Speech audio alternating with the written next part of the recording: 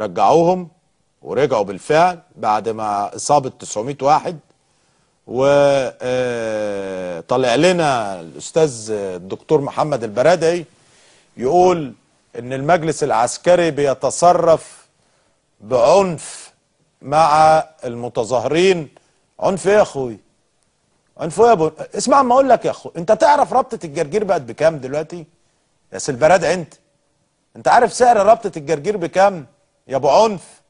طب لو عرفت سعر رابطه الجرجير تعرف عدد العيدان اللي في الرابطه؟ اذا عرفت عدد العيدان اللي في رابطه الجرجير يا باشا يبقى اتكلم قوي، وبتكلم عن مصر وشعب مصر واهلها. طب بلاش رابطه الجرجير، تعرف تمن رابطه الفجل كام؟ تعرف تمن كيلو اللفت كام؟ ما ترد عليا يا السيد المرشح للرئاسه وموضوعات الفوق الدستوريه بتاعتك والموضوعات الفشخنجيه.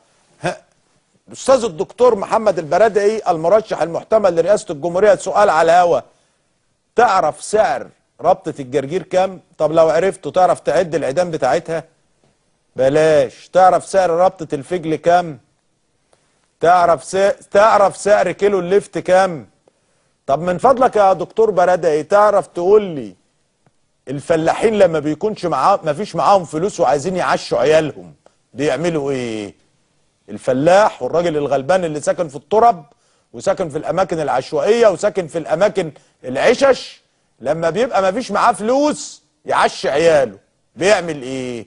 لو عرفت انا هنتخبك تبقى رئيس جمهوريه، والله يا سيدي لا هنتخبك انا، وهدي صوتي ليك علني، بس ما تروحش تسأل، رد على طول. ها؟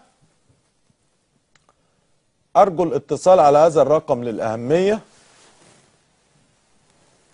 الأعداد الرسمية 231 مصاب في أحداث العباسية، وأنا للمرة المليون بقول وبوجه شكري واحترامي وتقديري إلى أهالي العباسية الأبطال الثوار. هي دي العباسية ورجالتها، شارع عبدو باشا والمنطقة بتاعت العباسية، الرجالة الأبطال اللي وقفوا أسود رجعهم لفندية اللي عايزين يروحوا يهاجموا وزارة الدفاع. مش عيب؟ عيب. اليوم احتفلت جماعة الإخوان المسلمين بمولد الحزب بتاعها العدالة والحرية، وثلاث وزراء راحوا يهرولهم وجرهم حضروا الاحتفال وسابوا المشاكل والبتاع. ما طبعا السيد الدكتور علي السلمي نائب رئيس الوزراء الله يبارك له هيحصل الدكتور يحيى الجامع ما يقلقش، وبقيه الوزراء التانيين. يلا تحياتي، واقول لك بصرف النظر عن الاحداث الجاريه الا ان انت النهارده في منتهى الشياكه. شكرا يا فندم. يعني انا بشكر حضرتك او بشكر حضرتك شكرا. الرداء الذي انقذ الناس، الرائد الذي انقذ الناس بنبعت له شكر.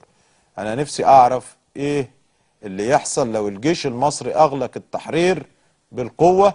سمير.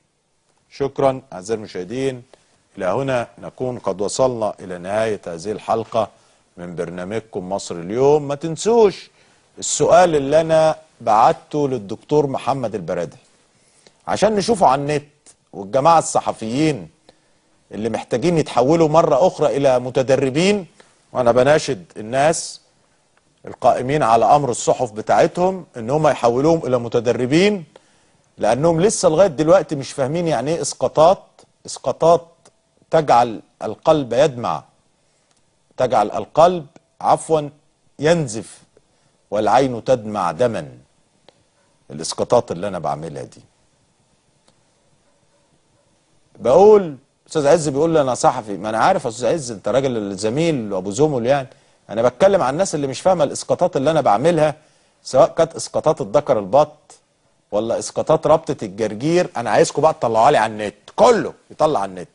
عشان كده هكرر السؤال تاني، انا بسأل فقامة الأستاذ الدكتور فقيه القانون الدولي والعالمي دكتور محمد البرادعي الحاصل على جائزة نوبل، معرفش ايه الأسباب الحصول، لكن هو ربنا أكرمه